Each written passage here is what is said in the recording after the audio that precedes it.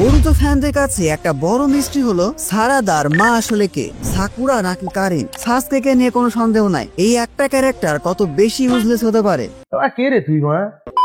যাই হোক, মজা করলাম, এখানে সাকুরার আসলে কোনো দোষ নাই, এখানে অনেক কাহিনী আছে। তবে ভাই এমন নেম টপিক নিয়ে ভিডিও কেন? তোমরাই কমেন্ট বক্স ভরে ফেলেছো এই একটা প্রশ্ন করে। এটা হলো আমাদের 3SS ফ্যামিলি, শান্ত, সাকুরা, সারাদা। সাসকে, সাকুরা, সারাদা। আর এটা হলো আমাদের কারিন। বুঝতে পারছো এখানে হুদাই সারাদার দোষ দিয়ে লাভ নাই। সারাদা উচিয়াকে ফার্স্ট টাইম দেখে তোমরা কারিন উজুমাকির সাথে অনেক মিল পাবে। সাসকে আসলে কারিনের সাথে করছেটা কি? সারাদার চেহারাটা একটু ভালোভাবে লক্ষ্য করে দেখবে, তার চেহারাটা সাকুরার সাথে মিলে না, অথচ সারাদা কিন্তু সাকুরারই সন্তান। তাহলে ভাই কেন সারাদাকে কারিনের মতো দেখতে? সাসকে কি কিছু করছে?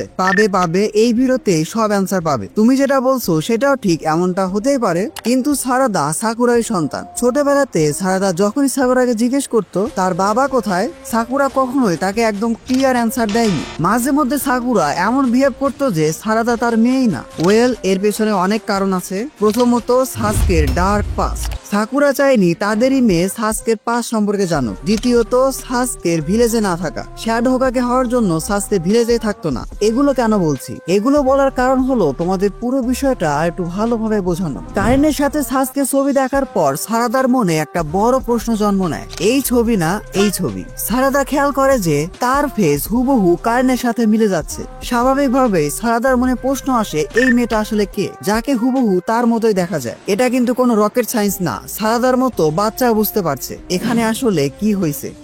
অনেক সিরিয়াস নোট, পুরো বিষয়টাই একটা ভুল বোঝাবুঝি। অনেকে বলে যে কারিন যখন সাসকের সাথে ছিল তখন সে সাসকেকে অনেকবার হিল করেছে। কিভাবে হিল করেছে তা তোমরা সবাই জানো। Hurry up and bite me! Do it! সেজন্যই কারিন উজুমাকির অনেক চাকরাই সাসকের মধ্যে আছে। এজন্য হয়তো সারাদাকে কারিনের মতো দেখ। আসল কাহিনীটা অন্যরকম। কিন্তু ভাই সারাদার সাথে তো কারিনের ডিএনএও মিলে গেছিল। হ্যাঁ আমি এটা জানি, বাট পুরো ভিডিওটা আগে দেখো। সারাদার কারিন উজুমাকির ডিএনএ এক নয়, বরং তাদের ডিএনএ এক্সচেঞ্জ হয়ে গিয়েছিল। কাহিনী শুরু হয় ওরোচিমারুর হাইড আউট থেকে। সেখানে সাসকে, সারাদা, সাকুরা, এমনকি আমাদের নারুতো উজুমাকিও ছিল। শিন উচিয়াকে হারানোর জন্য তারা সেখানে গিয়েছিল। ওরোচিমারুর এই হাইড আউটে চোচোর জন্য এই এক্সচেঞ্জটা হয়, ডিএনএ এক্সচেঞ্জ। সারাদা এবং কারিনের ডিএনএ এক্সচেঞ্জ হয়ে যায়। কিভাবে?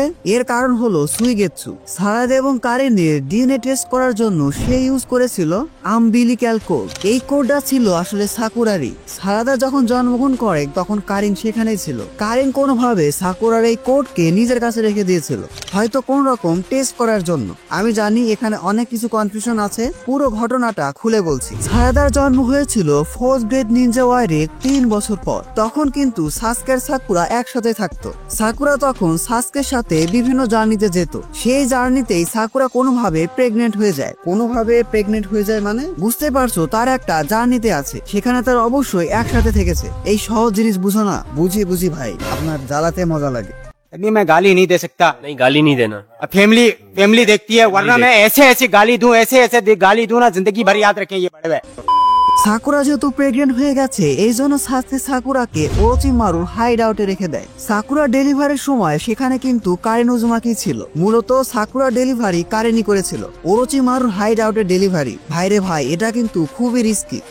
যাই হোক, ওরোচিমারু এখন ভালো, তাই হয়তো অতটা রিস্ক নাই। এই যে সাকুরার প্রেগনেন্সির সময়, সারাদার আসল মাকে এটা বুঝতে এই সময়টা বোঝা খুব ইম্পর্টেন্ট। দেখো, কারিন যেহেতু নিজে সাকুরা ডেলিভারি করেছে, তাই এতে কোনো সন্দেহ নেই সারাদার আসল মা হলো সাকুরা। ফ্যানদের মাঝে মেইন কনফিউশন তৈরি হয় ডিএনএ টেস্ট দিয়ে। সারাদা এবং কারিনের ডিএনএ টেস্ট, যেটা কিনা সুইগেৎসু করেছিল সাকুরার রেকর্ড দিয়ে, বাট সেটা কোনোভাবে এক্সচেঞ্জ হয়ে যায়। এজন্যই মূলত এই কনফিউশনটা ছিল। তারপরেও ভাই সারাদার কারিনের অনেক মিল। এর কারণ হলো সারাদার চোখের চশমা আর হেয়ার স্টাইল। অবশ্যই সারাদার সাথে কারিনের চেহারার অনেক মিল আছে। তার মানে এটা না যে কারিন উজুমাকি সারাদার বায়োলজিক্যাল মাদার। সারাদার বায়োলজিক্যাল মাদার হলো সাকুরা। আশা করি পুরো বিষয়টা তোমাদের খুব ভালোভাবে বোঝাতে পেরেছি। তারপরেও ভাই কেমন জানি লাগ, এই তোমরা ফ্যানরা এই উল্টাপাল্টা জিনিসটা ভাবতে বেশি পছন্দ করো। জি ভাই, মজা লাগে। এরপরও যদি কনফিউশন থাকে তাহলে বরুতো অ্যানিমের 101 এপিসোড দেখো, তাহলে সব ক্লিয়ার হয়ে যাবে। একটা কথা বলবো ভাই, বলো। এগুলো আসলে আমরা জানতাম,